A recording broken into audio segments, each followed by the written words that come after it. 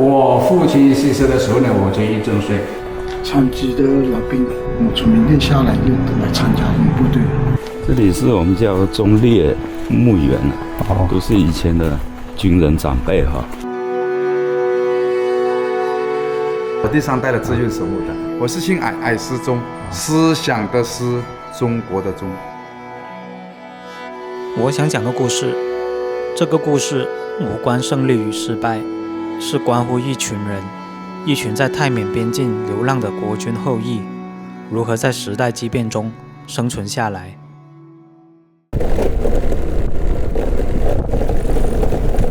故事发生在泰国的美斯乐，要来这里真不容易。从最近的大城市清莱，骑行2小时翻山越岭，最终抵达美斯乐，这座海拔1200米的华人村落。美斯乐，名副其实的美，但更让我印象深刻的是浓厚的云南风情。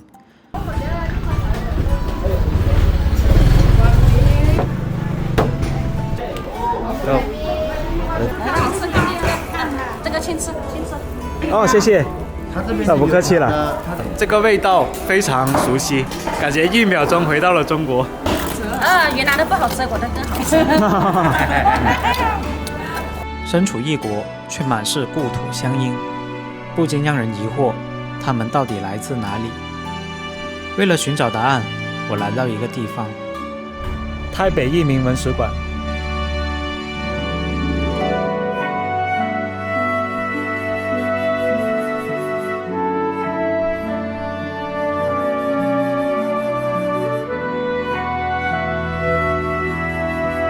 在这里，我得到了答案，原来他们就是著名的泰北孤军。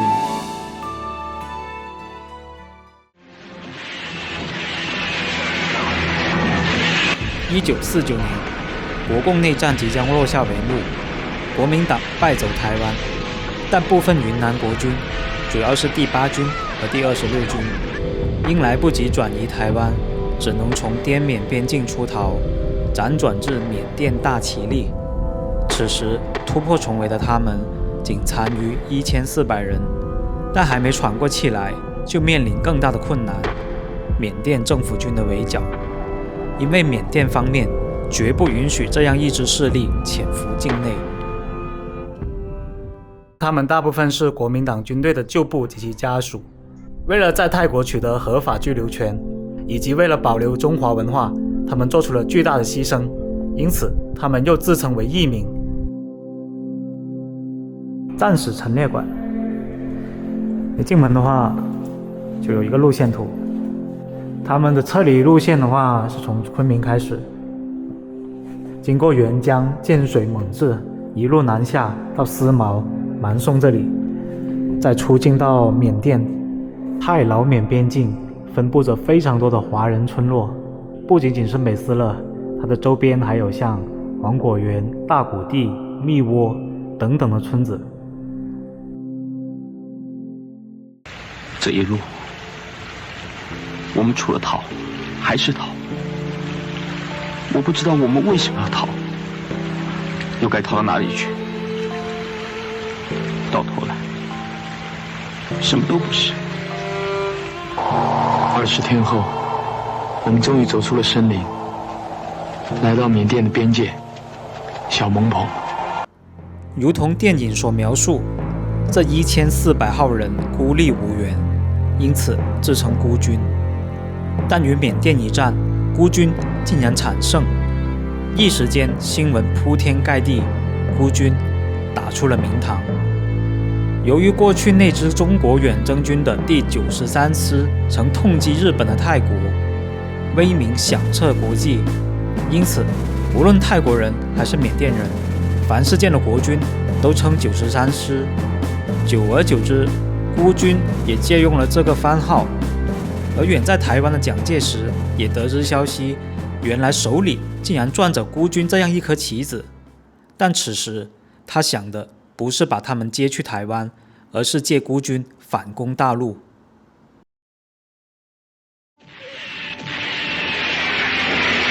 这次也是唯一大规模的反攻。一开始士气是旺盛，我们收复了沧源、耿马、双江、烂城4个县。然而，这无异于以卵击石。虽然后来也曾袭扰过云南的边境，但终究是实力弱小，没掀起什么大风浪。事实上，离开还是坚守，这个选择权从来不在孤军手上。1954年，缅甸政府虽在战场失利，却在政场上扳回一局，因为缅甸把国府告上了联合国。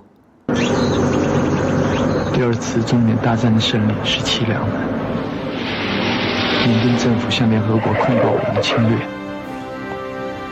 ，4国会议决定了我们撤退的命运。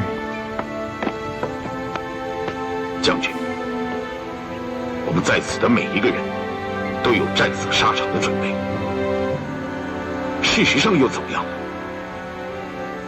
只要不抛弃我们就够了。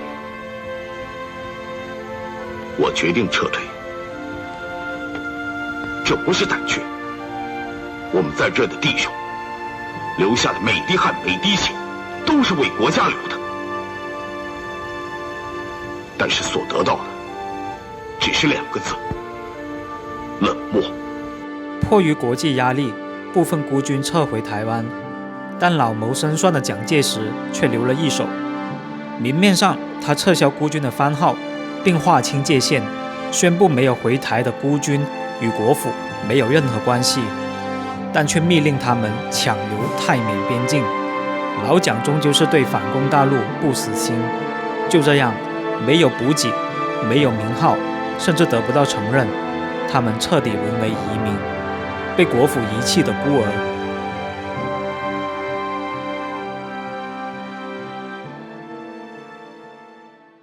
此时，一位叫段希文的将军挺身而出。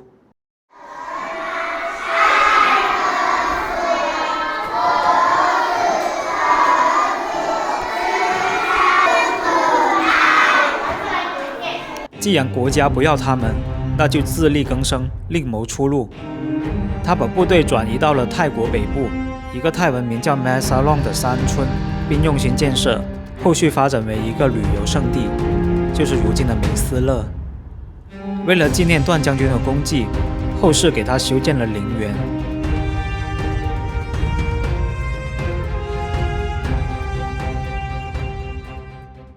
OK， 我们沿着楼梯往上面去走走。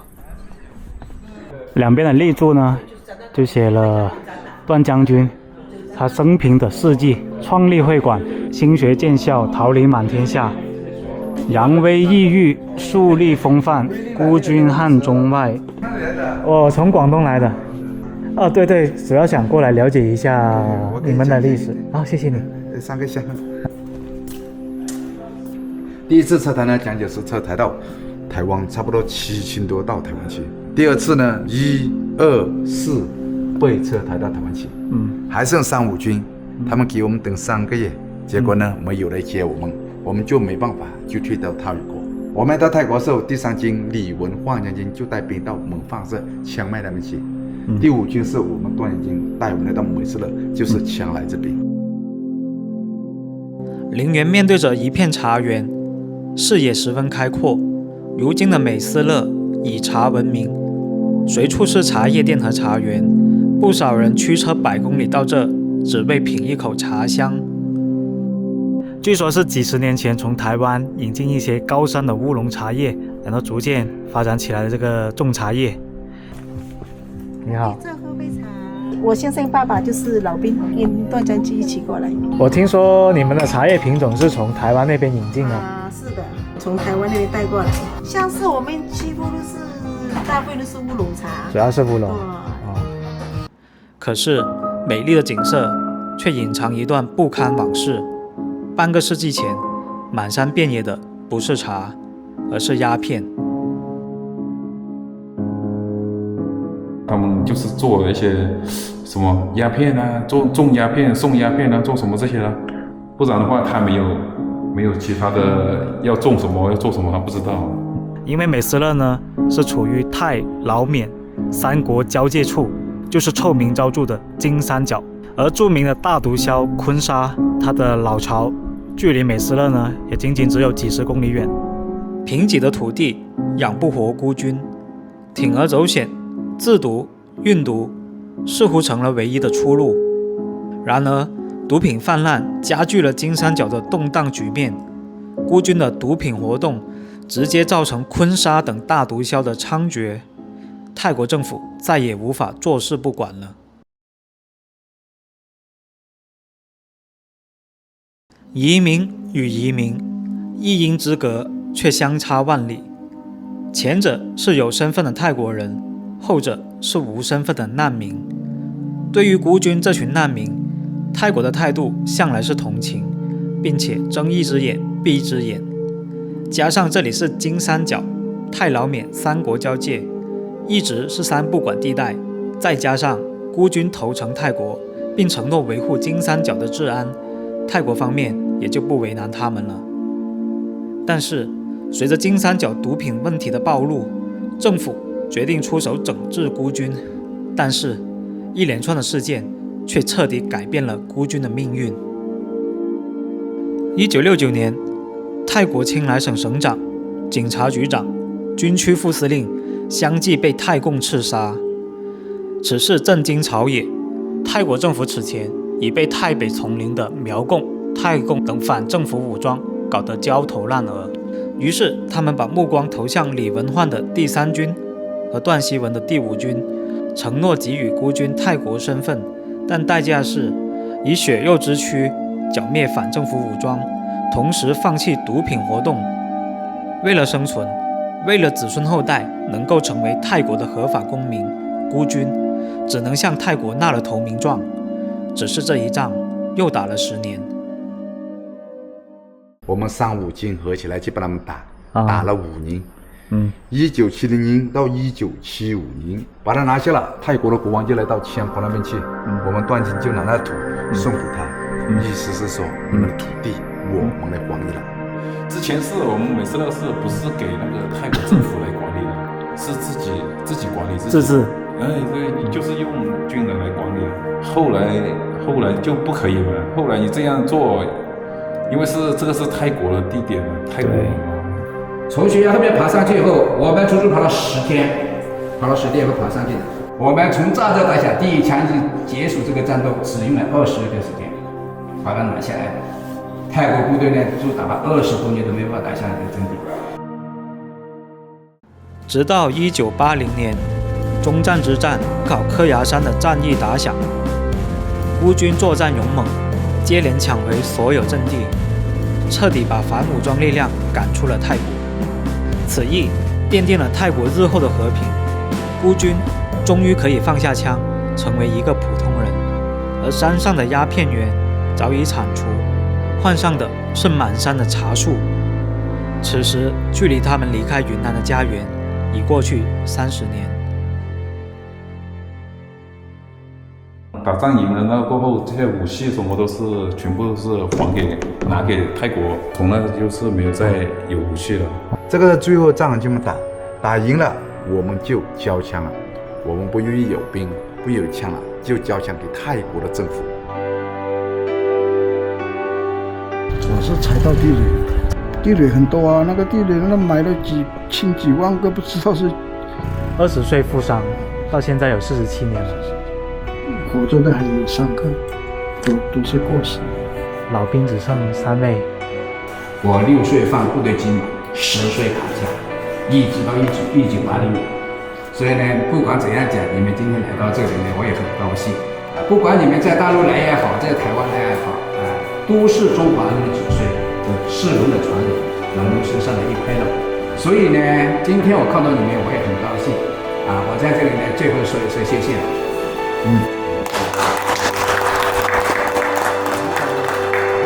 你在这里为段将军守墓守了多久了？5年6年。我第3代了，我第3代的自幼守墓的。第1代是他的老兵，守到他已经过世。第2代的老兵还是老兵，还守到还是过世。第3代是我。您贵姓？我是姓矮思中，一个3字，一个3字，一个10字。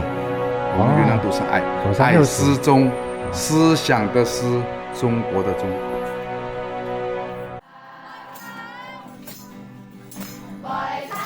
硝烟散去，和平到来，但身份问题并未完全解决。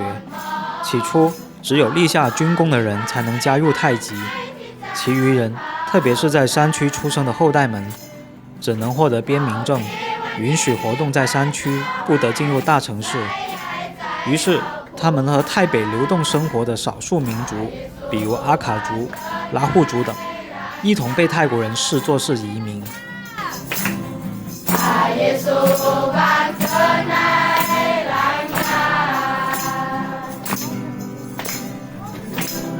请问这是什么活动？是圣诞节，我们这是报佳音。你们都是阿卡族吗？对。哦，他们的父辈为这个国家做出巨大贡献，他们的后代却无法归入太极，无法享受正常的教育、医疗资源，身份认同的问题始终悬在头上。不过，事情总有转机。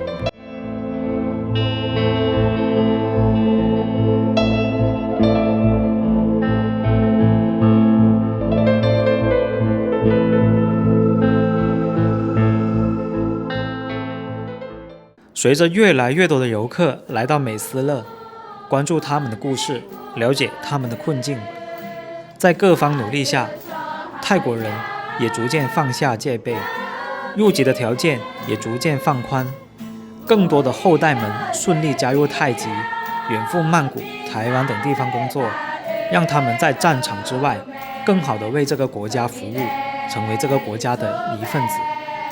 这就是孤军的故事，一个为身份而战的故事。每一次的身份转变都包含辛酸泪。我希望如今的他们不必再背负身份带来的困扰，能找到属于自己的一方天地，延续自己的故事。我是大比哥阿良，如果你也喜欢我的旅行影片，请点赞、关注、订阅，谢谢。我们下期再见。